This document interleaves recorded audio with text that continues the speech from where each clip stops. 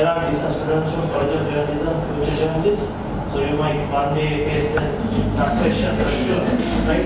So just giving you an opportunity.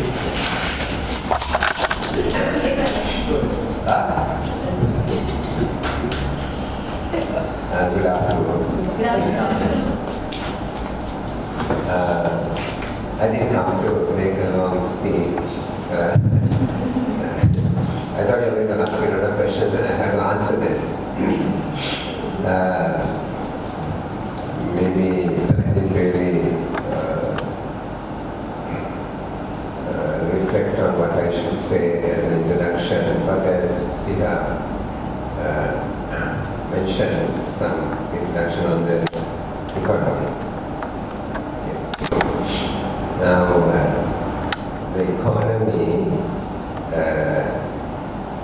is not something that could be looked on its own. Economics is not a pure science.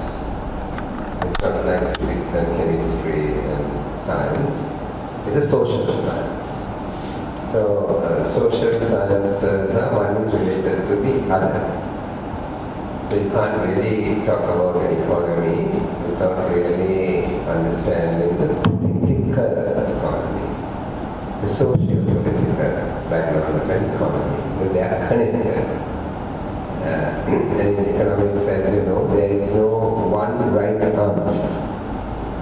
When you're a student of economics, you will find out that various theories are propounded, and those theories, they empirically try to justify, but you will also find out that you will sometimes get a 100% answer, say.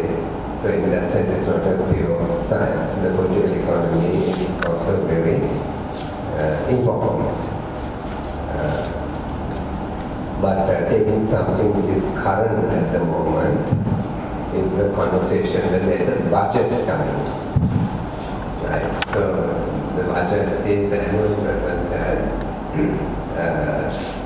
and what it's supposed to do is to tell us what the government's revenues are going to be, how much they are going to collect, where they are going to collect it from, what are the government's expenditures going to be, where are they going to spend the money, and if there is a deficit between the expenditure and the income, how are they going to finance it? And then one of the ways in which they finance it is also by borrowing, and therefore the appropriation bill at the right of the outset will give you the total numbers for revenues, for expenditures, and the total borrowing required. Why is it then being given? It's being given because Parliament has to approve it. So the difference between kingdom, Rajadhya, and a Janaraja, a republic, is that the king can't decide. The people's representatives have to actually decide on anything to do, basically with finance. So with its revenues, with its expenditures, with its borrowings, have to be approved by the people.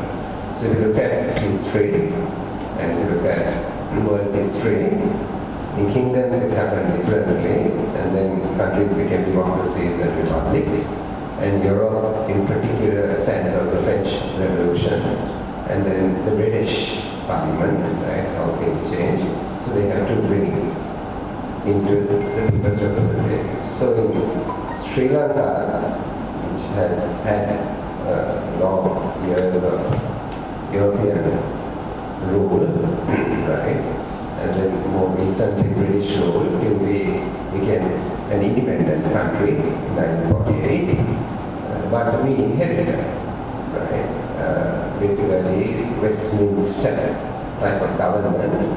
We inherited the philosophy that people should be approving. And of course the roots of this philosophy go a long way before Britain and France into long history, right, into really the Greek philosophers who then said that people have a say and they had direct democracies at that time, but we now have representative democracies because you can't consult the people on everything. Once in 5 years you consult the people and they send the representative and the representatives then decide for them. So that's the representative democracy. So the budget has to be approved. So I can say tell a little bit about the budget. Then I might also tell you that once it's approved, so you have the appropriation bill, then generally the finance minister comes to parliament and then he presents the specific proposals. Because if he gave a number for revenue, he'll specifically say, how am I going to actually collect this revenue? What are the taxes, direct and indirect taxes? What are the percentages and how we are going to calculate it. So that's the revenue side. On the expenditure side also, the overall number of the appropriations bill, it will specifically say for defense, for health, for education, for provincial councils, and we go on and on and on and specifically give the numbers. And then at the end of a budget debate, right, we have what is called the first reading is when the bill is presented in Parliament. The second reading is when the finance minister makes a statement and then we debate it for 7 days in Parliament. Okay?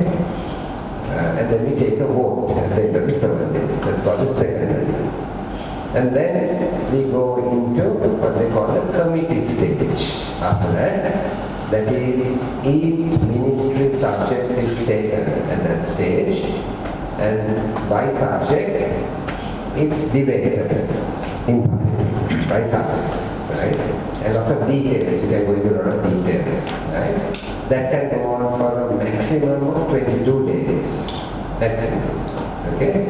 So 1 day is a budget speech, 7 days is the maximum for the second reading, and 22 days is the maximum for the committee stage. At the end of the committee stage, there is a vote, and that's when the budget is passed or failed or whatever. So if you add all those three up, 1 plus 7 is 8, 8 plus 22 is 30. However, the budget debate is limited to a maximum of 6 days.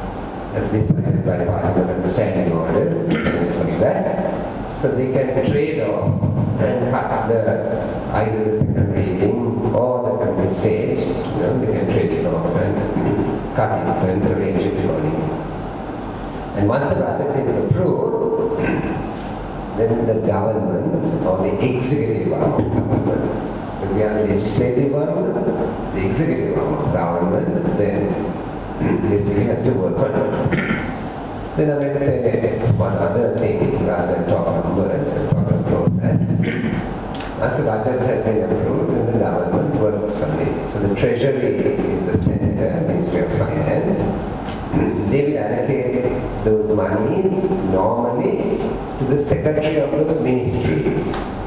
The secretary of a ministry is normally a public servant. Normally, it's someone in the permanent public service of the country. So, appointed person, somebody is in the public service of the country, the secretary. The secretary of the ministry is the chief financial officer. He is responsible. You see, it's not the minister, the secretary has to take responsibility. Okay? That money has been spent. Money can be spent only if it is approved by Parliament. Right? Now here is one of the issues, and maybe through this budget when you are going, and you are going to follow this budget closely, one of the things that we won't know is actually how much is being spent. Now if I give you an example, right? I think the finance minister was Basil Rajapaksa. I think he presented the budget for 2022, this year that we are in. Now I wanted to know how much has been spent of the money is here. it's an appropriation bill, and then the budget presentation, we approve by ministry, by line, we approve the expenditures. And I want to know actually how much has been spent. Right? So the only publicly available data relates to the first quarter of 2022. So the first quarter is January, February, March. And that data, you can access it in what we call the mid-year fiscal report of the Ministry of Finance. It's called the mid-year fiscal report. That means Parliament has to be given a report by the Ministry of Finance. It's called the mid-year fiscal report. So in the middle of the year, they give a report. And the report says, that's okay. The numbers relate to actually to the month of March. Okay? So January, February, March. Now the budget speech is going to be made in November. So my question is,